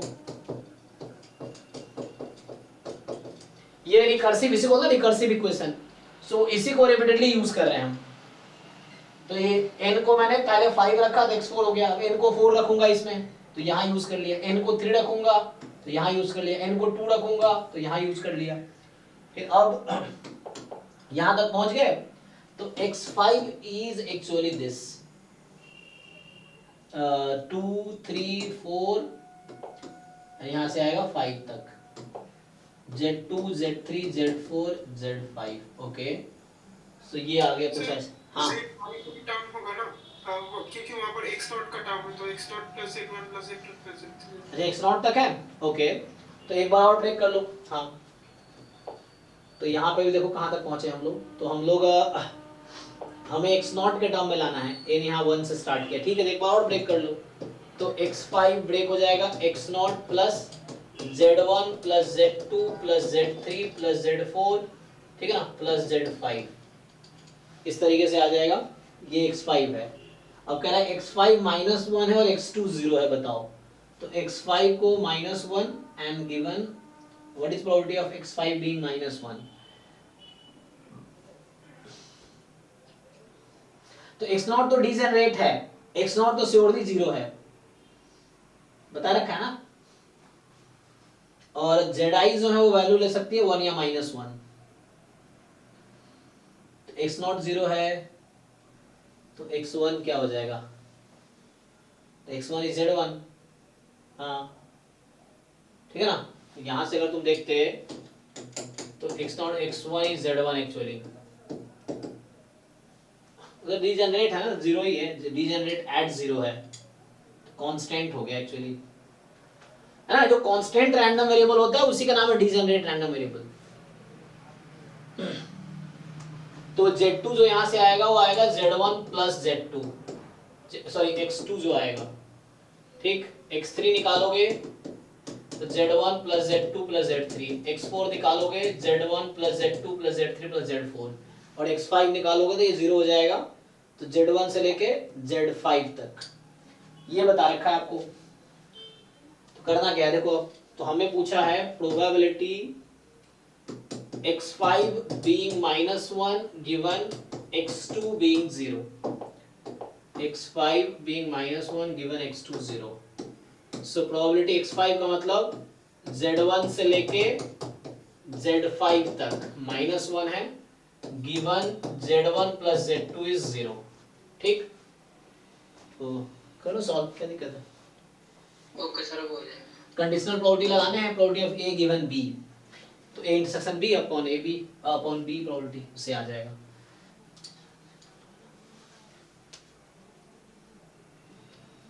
सर 18 वाला बता दीजिए। ओके ओके, तो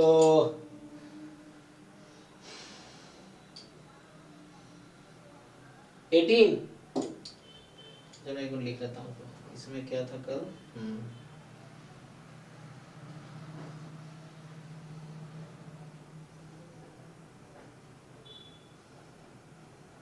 18 तो अभी बताया सर। रुको रुको,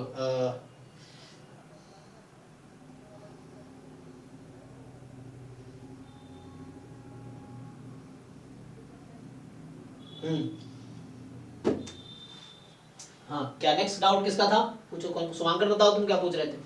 18 कहाँ हो सकते हैं? 18 हो गया सॉल्व। 18 हमने अभी स्टार्टिंग में सॉल्व किया आई थिंक ना, तो ये वीडियो देखना। बता दीजिए। हाँ थोड़ा सा बता दीजिए। देखो, ये आसान क्वेश्चन है। सर मेरा chi स्क्वायर n आ रहा था और इसमें n-1 कैसे आया? आई सर n कैसे आया आप लोगों का, सर सबमिशन 1 से n तक था ना इसमें। मुझे ये बताओ मेरे भाई, ये इसका डिस्ट्रीब्यूशन क्या होता है और इसका डिस्ट्रीब्यूशन क्या होता है, ये बताओ मुझे। यस सर, समझ गए, ये s स्क्वायर वाला है। जी, क्योंकि u is not constant, u is not, u unknown है और u कुछ नहीं एवरेज है। वो कैसे दिखेगा मैं कह रहा हूं, अभी आप अपने इजी होने के लिए आप एक काम करो, xi को म्यू को 0 रख दो, सिग्मा i को 1 रख दो। हमें क्वेश्चन सॉल्व ही करना, तो बाकी को डिस्कार्ड कर देंगे। तो हम क्या कर रहे हैं कि तुम क्या करो, म्यू को 0 और सिग्मा i को 1 रख दो, तो वहां से आप देखोगे u x बार के इक्वल हो गया है ना। देखो Yes, sir. तो u x बार के इक्वल हो गया है। तो अब देखो, ये तुम देखना डिस्कार्ड जिसको करेगा वो ऐसा रहेगा। सो यहाँ पे क्या आएगा, एक्चुअली ये तो सेम ही लग रहा है, सब में ऑप्शन सेम ही है ना, बस यहाँ 0 किया है। तो देख लो इसमें क्या करेक्ट होगा, या म्यू ही रखो, कोई दिक्कत नहीं है। तो एक्सपेक्टेशन इसका निकालोगे, म्यू आएगा यू का, डायरेक्टली दोनों तरफ एक्सपेक्टेशन ऑपरेट कर दो, तो ये कैंसिल होकर म्यू आ जाएगा सीधा सीधा, क्योंकि ये एवरेज ही है। तुम अगर इसको ध्यान से देखो, ये कुछ ऐसा है।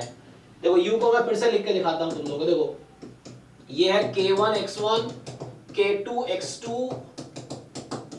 kn xn upon k1 plus k2 plus k3 up to kn। यहाँ जो ki मैं लिख रहा हूँ ना, ki वो 1 बाई सिग्मा i स्क्वायर को बोल रहा हूँ। देखो ध्यान से, तो ये इस तरह का रैंडम है, u इस तरह का है, k1 x1 k2 x2 kn xn upon k1 plus kn।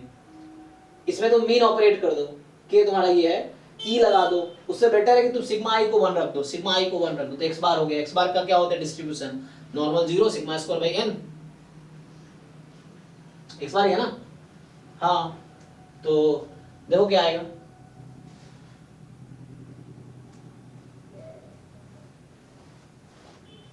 क्या होगा, नॉर्मल में क्या होता है, x बार का डिस्ट्रीब्यूशन नॉर्मल 0 और x बार का वेरिएंस सिग्मा बाय n। तो सिग्मा तो 1 रखा, तो 1 बाई n, क्योंकि सिग्मा i को तो मैं 1 रखा हूं ना यहाँ पे। Yes sir. मैं देखो इजी बनाने के लिए कह रहा हूं। तो सर आपने यहाँ n लिख दिया। हैं, ये नहीं तो आएगा। मैंने ये अज्यूम किया है कि xi is normal mu comma 1, मैंने सिग्मा i को 1 पुट कर दिया क्वेश्चन को थोड़ा कैलकुलेशन इजी बनाने के लिए।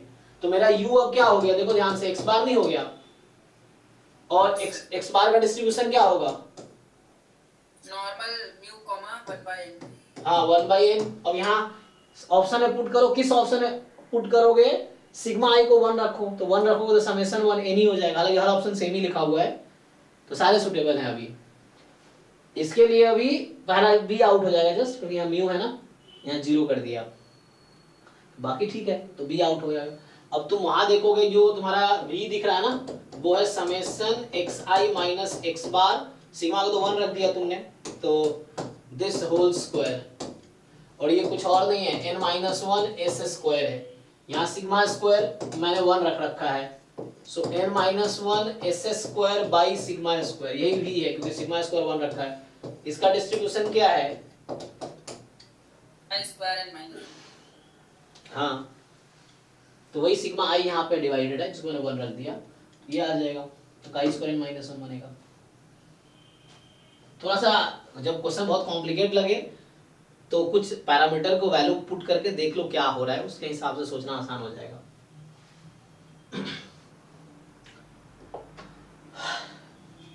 हालांकि शुरू में मैंने इसको पूरा डिटेल में सॉल्व किया है, ठीक है।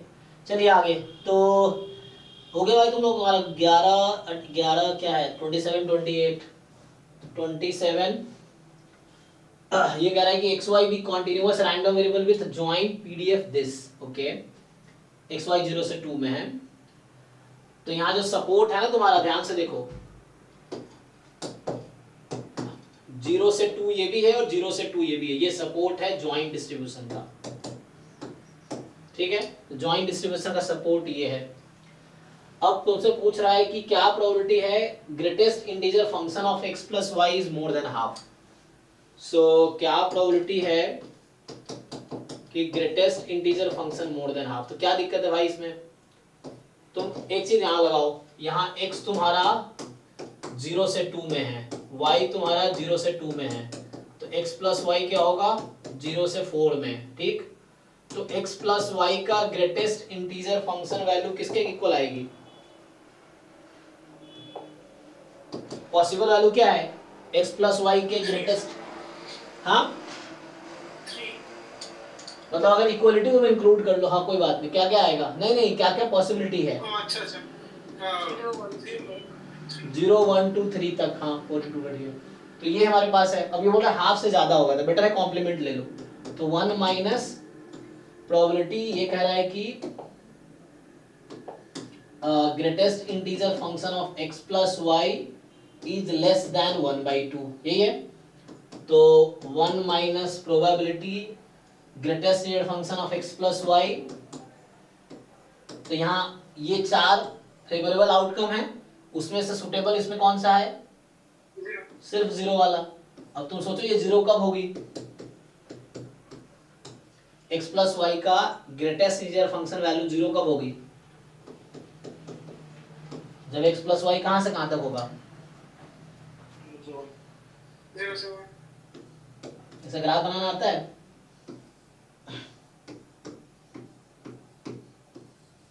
तो इस रीजन पे तुम्हें इंटीग्रेट करना है।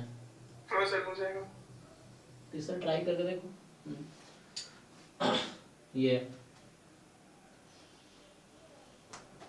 ठीक है, तो ये है x plus y equal to 0, ये है नहीं 1, और ये है x प्लस वाई, लेकिन इसकी जरूरत है नहीं क्योंकि हमारा सपोर्ट के अंदर आना चाहिए इवेंट।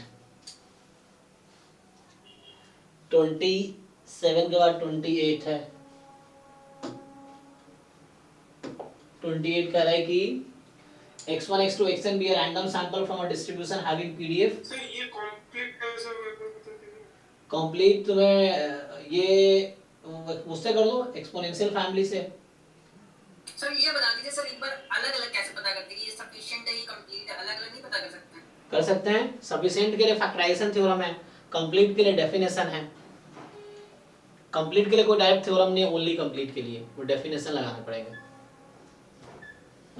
दोनों साथ में देगा वो जो के पैरामीटर एक्सपोनेंशियल फैमिली वाला थ्योरम है, तो उससे सफिशिएंट कंप्लीट साथ में आएगा। तो यहाँ से क्या दिक्कत है? इसको लाइक्लीहुड फंक्शन लिख लो। तो लाइक्लीहुड फंक्शन लिखते हो तो क्या करते हैं हम लोग? Joint PDF product of fxi और क्या होगा बताओ? या तुमने डायरेक्टली फीडमैन बुकमैन पढ़ा होगा, उसमें ये है कि पीडीएफ को हम लोग लिख देते हैं क्या, एक्स ई की पावर log fx, जो वन पैरामीटर एक्सपोनेंशियल फैमिली है, exp log लगा दो, सो log थीटा थीटा log 2, फिर आगे minus theta plus 1 log x, ये है। और तुमने पढ़े होंगे वहां पे कि जैसे ये है exp function of theta function of only x, and एक टर्म ऐसा आएगा जहां फंक्शन ऑफ g थीटा और h x होगा। तो बताओ तुम्हारा h x क्या है इसमें, देख के बताओ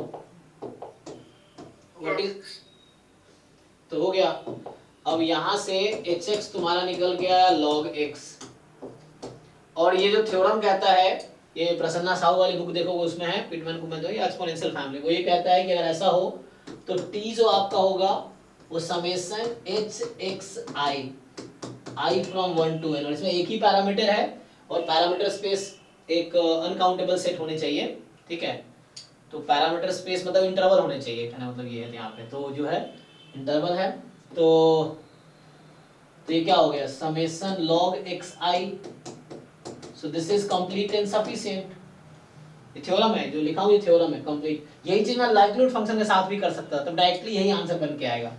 अगर मैं लाइक्लीहुड फंक्शन में यही काम करता, मतलब तुम l थीटा को लिखो exp log of likelihood function, तो इसको ब्रेक करोगे तो ये डायरेक्टली तुम्हारा बन के आता, तुम पहले लाइक्लीहुड फंक्शन लिखो प्रोडक्ट में, तो हो जाएगा n log थीटा, फिर प्लस n थीटा log 2, फिर बन के आता, तुम चेक करो लिख के देखो, पहले लाइक्लीहुड फंक्शन लिखो फिर log लो उसका फिर उसका, तो यहां से आ जाएगा minus theta plus 1 summation log xi, ठीक। तो ये है फिर से वही सेम स्टोरी, तो यहाँ पे होता है exp a थीटा bx, यहाँ मैं लाइन लगा रहा हूँ क्योंकि वेक्टर है, यहाँ नंबर था क्योंकि पीडीएफ था ना, एक ही x है, और ये यहाँ पे वेक्टर है, ये प्लस में g थीटा tx, तो यहाँ tx क्या है तुम देख के बताओ ध्यान से, what is that tx, summation log xi, सो दोनों मेथड है, और the k parameter exponential family, ये वन पैरामीटर एक्सपोनेंशियल फैमिली है, तो ये थ्योरम कहता है कि this is complete and sufficient both, और यहाँ पे बस पीडीएफ पे काम किया, यहाँ लिख दिया this is complete and sufficient both, यहाँ एच एक्स लिखा हुआ है मैंने, तो जो टी होता है वो समेशन एच एक्स आई आता है, और अगर ये लिखोगे टी एक्स लिख रहे हो टी एक्स डायरेक्टली ये आ जाएगा, दिस इज कंप्लीट सफिशिएंट, ये तो है, कुछ करना ही है इसमें फॉर थीटा, तो आसान था ये।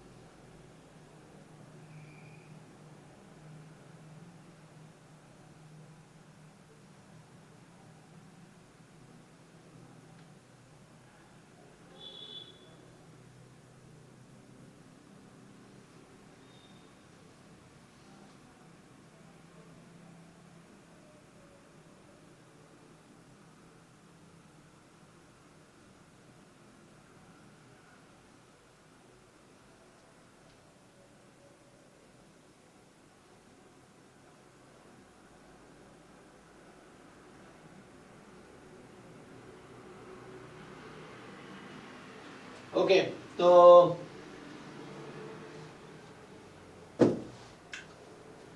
चलिए तो क्या करते हैं अब तो नेक्स्ट क्या है इसके बाद, इसके बाद है 31 में क्या है, सर 31 में डी का ऑप्शन थोड़ा बता दीजिए। कौन सा option? B. Bombay, B for Bombay, नहीं सर, T ना, T for T. Delhi, okay. So there exist an a, मतलब अल्फा होगा यहाँ पे, with alpha minus pi to pi such that ft dt minus pi to pi is 2 pi f alpha. तो continuous function है, which following statement is true.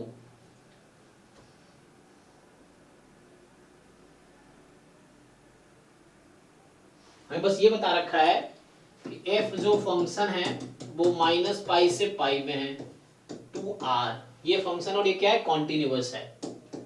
This is continuous. तो एक ऐसा alpha मिलेगा इसके लिए ताकि देयर एग्जिस्ट अल्फा, है ना, तो ए सच दैट, यहां थोड़ा लिखने में दिक्कत है, such that minus pi to pi f t d t is equal to 2 pi f alpha या एफ ए.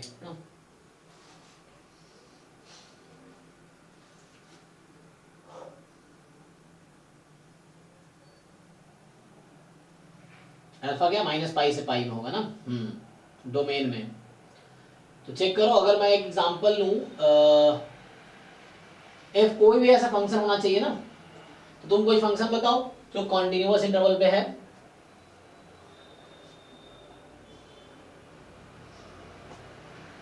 बोलो भाई, कोई फंक्शन सजेस्ट करो जो इस इंटरवल में कॉन्टिन्यूअस है, कोई भी फंक्शन.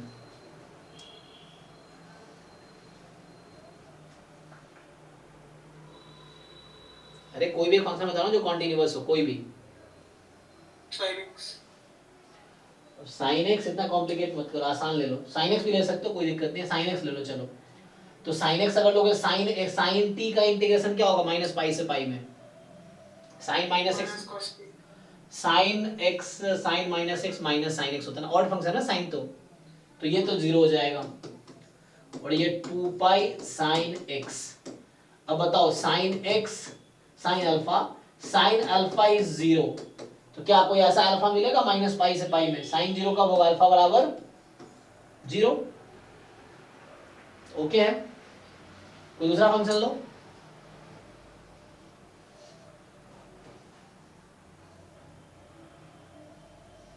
तुम कोई भी फंक्शन लोगे ना, तो अल्फा जो निकल के आएगा, तुम एफ एक्स को एक्स ले लो, तब भी चेक कर लो. एक्स लोगे तो यहाँ 2 पाई एफ एक्स बराबर क्या आएगा? एफ एक्स रखो तो ये 2 पाई कैंसिल, एक्स बराबर 1, इसमें 1 आ जाएगा. तो मतलब ये है कि what ever function you choose, any function, इसमें सॉल्व करके अल्फा की वैल्यू निकलेगी. जो भी अल्फा निकलेगी वो अल्फा हमेशा इस इंटरवल में बिलोंग करेगा, जो क्वेश्चन में कहा है कि माइनस पाई और पाई के बीच में होना चाहिए, वो होगा. तो ये तो हो गया एग्जांपल के थ्रू हम चेक कर रहे थे, हमेशा ट्रू आएगा स्टेटमेंट. तो कोई ऐसा काउंटर एग्जांपल मिलेगा ही नहीं तुम्हें.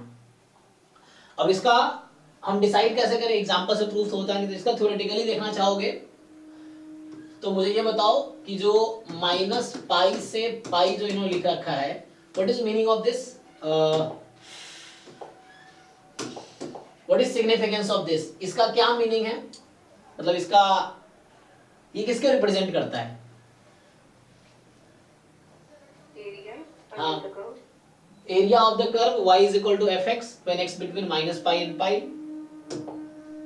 तो कोई ग्राफ होगा रफली, जैसे मैं अभी चेक कर रहा था साइन का, तो साइन ही बना के दिखा देता हूँ तुम्हें इसको एप्लीकेशन करके ना. तो साइन 0 0, साइन पाई भी 0 होता है. ये साइन का ग्राफ है माइनस पाई से पाई में. तो ये लेफ्ट साइड रिप्रेजेंट कर रहा है इसको और इसको. ठीक, अब देखो राइट साइड क्या है? 2 pi f alpha. 2 pi r किसको रिप्रेजेंट करता है?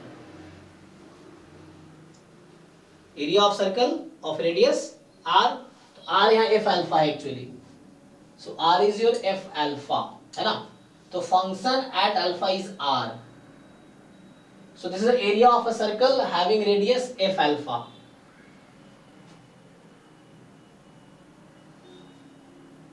तो हाँ हुआ क्या? एरिया अंडर द फंक्शन था एक, ठीक है. तो साइन एक्स अगर रेडियस है उसका,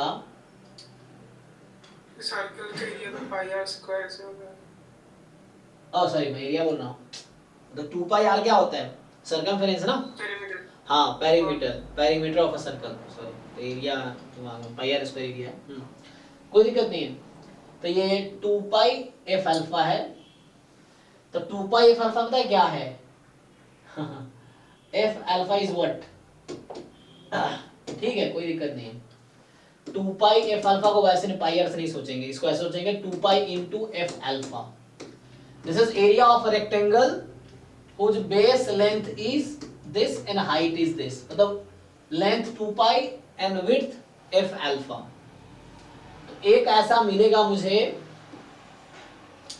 जिसका बेस 2 पाई है और हाइट एफ अल्फा होगा, तो कोई एक अल्फा मुझे मिलेगा, मान लो अल्फा कोई नंबर है इस तरीके से,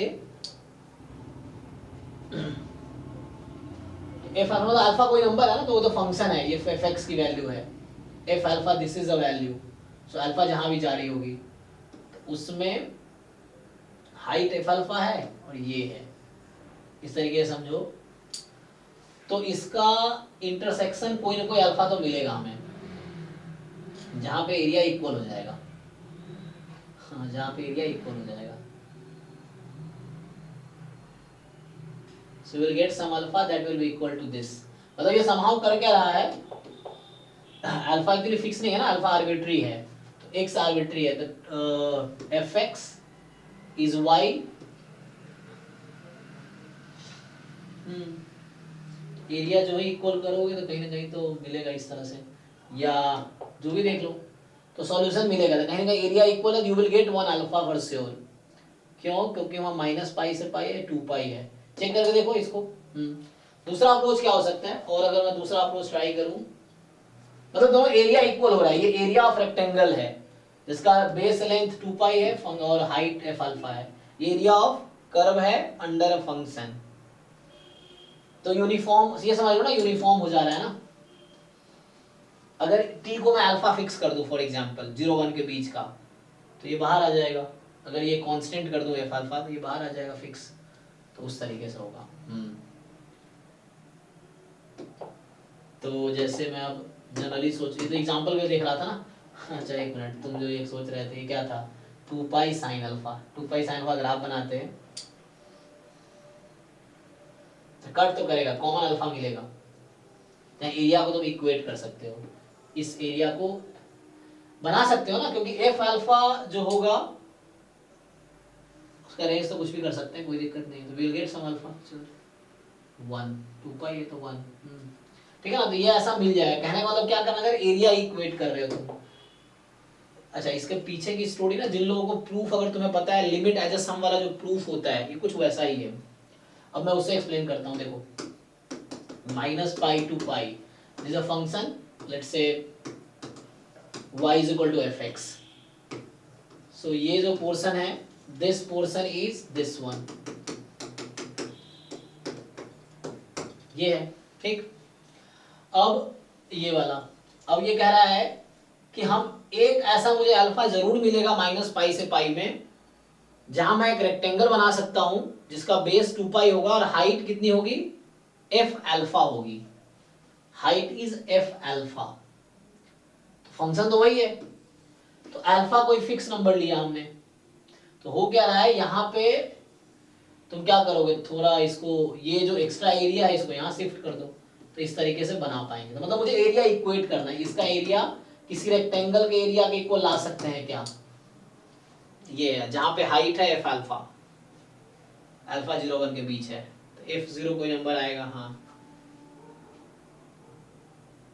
आ जाएगा ना, या कोई थ्योरम से करना पड़ेगा, चलेगा। मतलब तो एग्जांपल से हम जस्टिफाई कर सकते हैं, एग्जांपल से मैंने ट्राई किया वेरीफाई करने का, बट प्रूफ नहीं आएगा, बट यू कैन गेट कि बहुत सारे फंक्शन ले रहे पर भी ट्रू आ रहा है, चेक करो ऐसा कोई फंक्शन जहां ट्रू नहीं आएगा, आएगा ट्रू, क्योंकि ये वही माइनस पाई से पाई है ना, कांस्टेंट फंक्शन है तो ऑब्वियसली ट्रू। अच्छा, अगर एफ अल्फा कांस्टेंट फंक्शन हो गया तो पता दोनों कोइंसाइड कर जाएगा, कोइंसाइड कर जाएगा मतलब अगर कांस्टेंट फंक्शन के लिए मैं बात करूं तो ये पता है क्या होगा, ये दोनों कोइंसाइड कर जाएगा। अगर कोई कांस्टेंट फंक्शन है तो वो इसको रिप्रेजेंट कर रहा है ना, माइनस पाई से पाई, और यहाँ पे तुम्हारे पास ये बेस है और ये हाइट कितना है यहाँ पे एफ एक्स है, क्योंकि ये कांस्टेंट है, मान लो के है फॉर एग्जांपल, तो ये के है, तो ये दोनों एग्जैक्टली कोइंसाइड कर जा रहा है, मतलब दोनों सेम ही चीज को रिप्रेजेंट करेगी। बट बाकी ये इरेगुलर है तो रेगुलर बनाए जा सकते हैं। तो मेरा ये कहना चाह रहा है कि area under a curve limit minus pi से पाई, इसका एरिया हम इक्वल कर सकते हैं रेक्टेंगल के जिसका एरिया 2 पाई है। कोई थ्योरम है डायरेक्टली, कोई थ्योरम बताओ, कौन सा थ्योरम है ये, किस थ्योरम से प्रूव हो जाएगा, मैं ये जानना चाह रहा हूँ। चलो इसको प्रूव करता हूं मैं, किससे, रोल्स थ्योरम से। सो एक काम करते हैं हम लोग, gx लेते हैं इसको, gx लेते हैं ft dt and so there exists alpha between b to a, rule से बीर वाले थ्योरम लगा देंगे, माइनस पाई टू x, ये मेरा gx है, fine, f b minus f a upon b minus a, yes ठीक है। देखो सो यहां से क्या होगा, g डैश x, तो आप सबको पता है ये एफ एक्स हो जाएगा, ठीक है। अब मुझे बताओ, मैं अप्लाई कर रहा हूं mean value theorem this to r, तो इस पे मीन वैल्यू थ्योरम लगाएंगे तो क्या स्टेटमेंट बनेगा, तो मीन वैल्यू थ्योरम का क्या स्टेटमेंट है,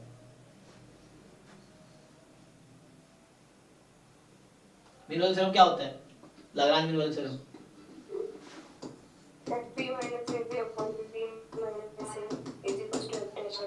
ठीक है। देखो ये प्रॉपर जो मैं लिख रहा हूँ ये प्रॉपर प्रूफ है उस डी ऑप्शन का, ये डी ऑप्शन का ये प्रॉपर प्रूफ है, मैंने यहाँ से स्टार्ट किया है। सो जो सब्जेक्टिव एग्जाम अगर होता है तो इस तरह प्रूफ लिखना पड़ेगा। सो मैंने gx ए कंस्ट्रक्ट किए, g डैश x fx का इक्वल है, इस पे मैं मीन वैल्यू थ्योरम लगा रहा हूँ, तो ये कॉन्टिन्यूअस डिफरेंशिएबल होगा यहाँ से, क्योंकि जी एफ कॉन्टिन्यूअस है, तो f b minus g b minus g upon b minus a is equal to क्या होता है, सो जी डैश, तो जी डैश मतलब एफ एक्स, तो एफ तुम्हारा क्या देयर एग्जिस्ट सी, तो सी की जगह अल्फा लिखता हूं मैं, so there exist alpha between minus pi and pi such that this, देखो हो तो क्या, इसको आगे बस एक लाइन और लिखने हैं, फिर यहाँ से क्या आ जाएगा, तुम्हें पता है ये फंक्शन क्या है, तो 2 पाई इधर भेज दो, तो आ गया माइनस पाई से पाई, ये तो जीरो हो जाएगा क्योंकि माइनस पाई से माइनस पाई हो जाएगा ना ये, तो this ft dt is equal to 2 pi f alpha.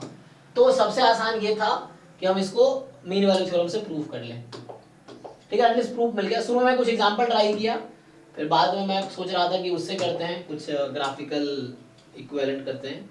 तीसरा ये आसान है, तो by using mean value theorem D option proof हो गया। देख लो, उनको डाउट है बताओ, तो यहाँ से हमने स्टार्ट किया प्रूफ, ये प्रूफ है इस डी स्टेटमेंट का। जी एक्स मैंने लिया था माइनस इंफिनिटी से माइनस पाई से एक्स, ये लिया हुआ है मैंने जी एक्स, और इससे प्रूफ हो गया। नेक्स्ट जो है 31 का क्या है, 35 33 2 32 कह रहा है कि चूज द करेक्ट स्टेटमेंट। तो ये थ्योरम बेस्ड क्वेश्चंस हैं। तो rank of symmetric matrix is equal to the number of non zero eigenvalues of A. देखो सबसे पहले अगर तुम्हें याद नहीं हो स्टेटमेंट इन सब का, तो एक एग्जांपल बनाओ, चेक करो ट्रू आ रहा है फॉल्स आ रहा है। अगर फॉल्स मिल गया तो फॉल्स होगा तो कोई एग्जांपल मिल जाएगा। तो रैंक किसी सिमेट्रिक मैट्रिक्स की इक्वल होगी number of non zero eigen value of A. Rank, तो सिमेट्रिक मैट्रिक्स की जो रैंक है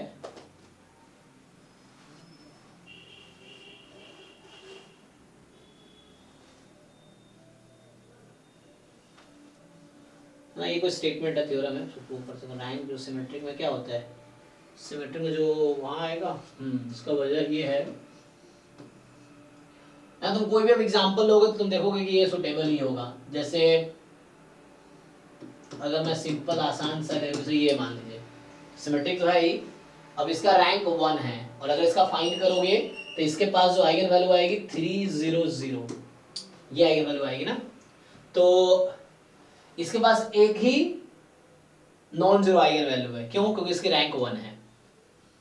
ओके अगर तुम ऐसे कुछ आसान सा एग्जाम जैसे मान लो 1 0 0 0 1 0 0 0 1 जैसे ये है आइडेंटिटी मैट्रिक्स, इसकी आइगन वैल्यू है 1 1 1, 3 नॉन जीरो आइगन वैल्यू है, इसका रैंक 3 है।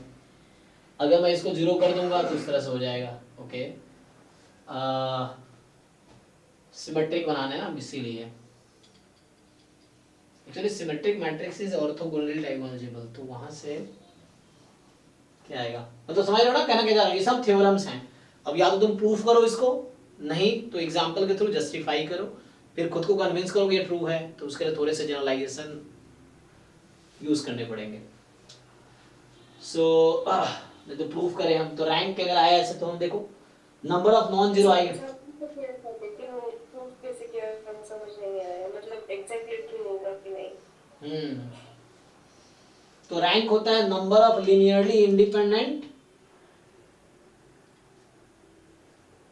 क्या आइगन वैल्यू या number of linearly independent columns of a matrix is the definition of rank. And eigen value कहां से आता है? कैरेक्टरिस्टिक। तुम्हें पता है ना कि कोई भी मैट्रिक्स अगर जैसे n क्रॉस n की मैट्रिक्स है और इसका रैंक अगर r है, so this can be by elementary operation, ये आपने पढ़े होंगे कहीं पे, इसको आप रिड्यूस कर सकते हैं ऐसा IR000। ओके और वहां से एलिमेंट्री ऑपरेशन लगा के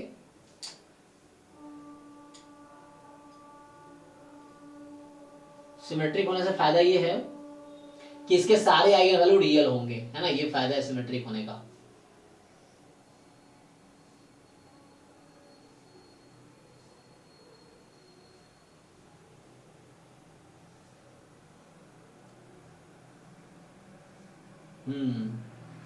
तो सिमेट्रिक मैट्रिक्स क्या गारंटी दे रहा है कि इसके आइगन वैल्यू सारे रियल होंगे, तो रियल होंगे तो ऐसा तो हो ही जाएगा ना। तो ये क्या बोल रहे हैं, इसको बोलते हैं रो रिड्यूस्ड इकोलॉन फॉर्म। ये रो रिड्यूस्ड इकोलॉन फॉर्म में आ जाएगा, मतलब सबसे ज्यादा रिड्यूस करके यहाँ तक ला सकते हैं। कोई भी n क्रॉस n की मैट्रिक्स है, सो वी कैन रिड्यूस, अगर इसका रैंक r है तो IR क्या है, r क्रॉस r की आइडेंटिटी मैट्रिक्स। ये जीरो मैट्रिक्स है, ये सब जीरो नंबर नहीं है, जीरो मैट्रिक्स है ये सब, ताकि फील करें उसको। तो इस तरह बना सकते हैं। यहाँ से यही दिख रहा है मुझे कि रैंक r है तो non zero eigen value r होगी। इनफैक्ट ये मुझे लगता है किसी भी मैट्रिक्स में हो जाएगा जिसकी सारी आइगन वैल्यू रियल है उसके लिए। तो सिमेट्रिक क्यों इन्होंने लिखा है, ताकि ये श्योर देने के लिए कि जहां तक मुझे अभी तक ऐसा लग रहा है कि अगर कोई नॉन सिमेट्रिक भी है, अगर सारी आइगन वैल्यू रियल है उसकी, तो वो होल्ड कर रहा होगा इस चीज को। चेक करके देखो, जैसे जीरो मैट्रिक्स है, तो जीरो मैट्रिक्स में क्या है कि सारी आइगन वैल्यू 0 0 0 है, तो रैंक इज 0, ये चीज है। तो इनफैक्ट ये सिमेट्रिक है, ये स्टेटमेंट ट्रू है, मतलब ठीक है ना, यहाँ से जस्टिफाई हो जाएगा। इसका रैंक r है, तो यहाँ से देखो यहाँ क्या हो रहा होगा, इसके इसमें इसका रैंक r है, यहाँ पे आइगन वैल्यू उस तरह से 1 1 आ जा रही है, बट इसको इक्विवेलेंट ही रहेगी ना, क्योंकि सिमिलर मैट्रिक्स बोलते हैं, this is similar to this, ये आ जाएगा। सिमिलर थोड़ा अलग हो गया, सिमिलर इसको इक्विवेलेंट मैट्रिक्स बोलते हैं। तुमने एक वर्ड सुना होगा, सिमिलर थोड़ा अलग है, इक्विवेलेंट मैट्रिसेस। इक्विवेलेंट मैट्रिसेस का डेफिनेशन देखो तो यही है कि एलिमेंट्री ऑपरेशन लगा के तुम रिड्यूस कर दो। सो ठीक है, I think this is fine. Proof करना चाहो तो ये जस्टिफिकेशन है इसका कि how will it reduce, but ये श्योरिटी है कि सारी आइगन वैल्यू ना रियल होनी चाहिए, तब ये पक्का होगा। ये है। दूसरा कह रहा है कि ए बी अगर सिमेट्रिक मैट्रिक्स है, तो इसमें क्या ऑप्शन डाउट है? सारे ऑप्शन में डाउट है। देखो दूसरा तो इजी है, ए क्यू सिमेट्रिक है, अगर ए सिमेट्रिक होगा तो ये तो आसान है ना। सिमेट्रिक का डेफिनेशन क्या है, ए ट्रांसपोज इज ए, तो ए ट्रांसपोज, अब ए क्यू का ट्रांसपोज लो, सो ए क्यू का ट्रांसपोज बराबर ए ट्रांसपोज क्यू बराबर ए क्यू। ये तो हो गया प्रूफ, सी का इतना ही प्रूफ है एक लाइन का, कि अगर ए सिमेट्रिक है तो ए क्यू भी सिमेट्रिक हो गया। देखिए ए अगर रियल सिमेट्रिक है तो सारे आइगन वैल्यू रियल होंगे, रियल सिमेट्रिक है तो i प्लस ए इन्वर्टिबल होगा हमेशा। अगर a की आइगन वैल्यू -1 आ गई तो ए एक रियल सिमेट्रिक मैट्रिक्स है। तो अगर मैं ए ऐसा लूं, मान लो अभी समझो -1 0 0 -1, ये रियल सिमेट्रिक है ना, अभी है सिमेट्रिक, ये सिमेट्रिक भी है रियल भी है। इसके दोनों आइगन वैल्यू क्या है? -1 -1। सो a प्लस आई अगर कर दूं तो ये तो 0 0 हो गया। ओके, इन्वर्टिबल तो नहीं है।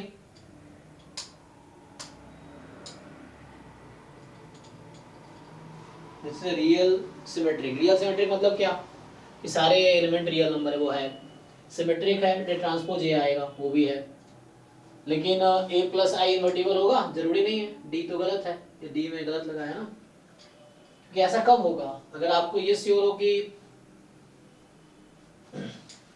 पॉजिटिव आइगन वैल्यू से होगा। स्क्यू सिमेट्रिक के लिए ओके होगा। स्क्यू सिमेट्रिक में क्या होती है? ऑल आइगन वैल्यूज आर 0 और प्योरली इमेजिनरी। तो यहाँ एक्चुअली स्क्यू सिमेट्रिक होगा तो करेक्ट हो जाएगा। If A is a real skew symmetric matrix, तो स्क्यू सिमेट्रिक मैट्रिक्स की सारी आइगन वैल्यू तो 0 होंगी, तो 0 होंगी तो a प्लस आई का आइगन वैल्यू 1 रहेगा। और आयोटा में चली जाएगी तो यहाँ भी आयोटा में आ जाएगा। लेकिन वहाँ भी दिक्कत हो सकता है, अगर इन्वर्टिबल होने का मतलब डिटर्मिनेंट है, एक 1 प्लस आई 1 माइनस आई हो गया तो, है ना, वहाँ भी दिक्कत हो सकता है। तो स्क्यू सिमेट्री में भी दिक्कत होगा, क्योंकि मतलब मैं ये सोच रहा हूँ, उसको करके देखना पड़ेगा। तो डी तो मुझे गलत लग रहा है, यहाँ से चेक कर लो।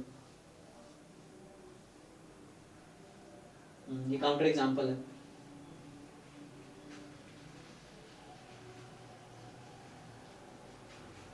ठीक है, नेक्स्ट बताओ। अच्छा, टाइम भी निकल गया ना, तो मुझे एक क्लास और चलाना पड़ेगा इसको, नहीं तो, क्योंकि हाफ में आधे क्वेश्चन रह गए आप लोगों के। तो कल क्या करते हैं, अभी तो गेट का बैच है, सो कल मॉक टेस्ट 12 ही डिस्कस करते हैं। देखो, इससे बहुत कुछ आइडिया आपको सीखने को मिलेगा। कोई जरूरी नहीं कि मैं 100 के 100 मॉक टेस्ट डिस्कस करा पाऊंगा, लेकिन हाँ, कम से कम 50 प्लस डिस्कस हो जाएगा एग्जाम तक, है ना, ये है। और क्योंकि एग्जाम आपको देना है तो सॉल्व सारे आपको करने हैं। मेरे से आप डाउट डिस्कस करो, जितना पॉसिबल है उतना हम कर सकते हैं। ये नहीं कि मुझे करवाना ही है, क्योंकि मैं कितना मेहनत कर रहा हूँ इससे थोड़ा बहुत फर्क पड़ेगा, लेकिन आप कितना मेहनत करो उससे बहुत ज़्यादा फर्क पड़ेगा। ये है, तो मैं जितना पॉसिबल है मैं कर रहा हूँ आपके लिए, आप अपने लिए ज़्यादा मेहनत करो, ये है, ठीक है ना।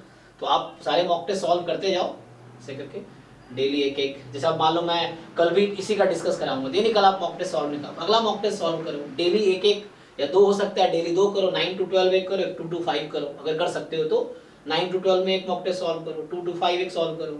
फिर बीच के टाइम में आप देखो क्या गलतियां हैं, रात को देखो, फिर शाम को डाउट डिस्कस करो। तो ऐसे 2-2 मॉक टेस्ट भी आप कर सकते हो एक साथ, फिर उसमें डाउट्स देखो क्या क्या है, फिर डिस्कस करो उसको डाउट, ठीक है। तो कल भी हम इसी को कंटिन्यू करते हैं। सो कल एक क्वेश्चन और बता दीजिए सर, बोलो। ग्रुप पे भेजा है वो बता दीजिए sir. Probability of mod x in between 1, 2, mod 1 से 2 के बीच में mod x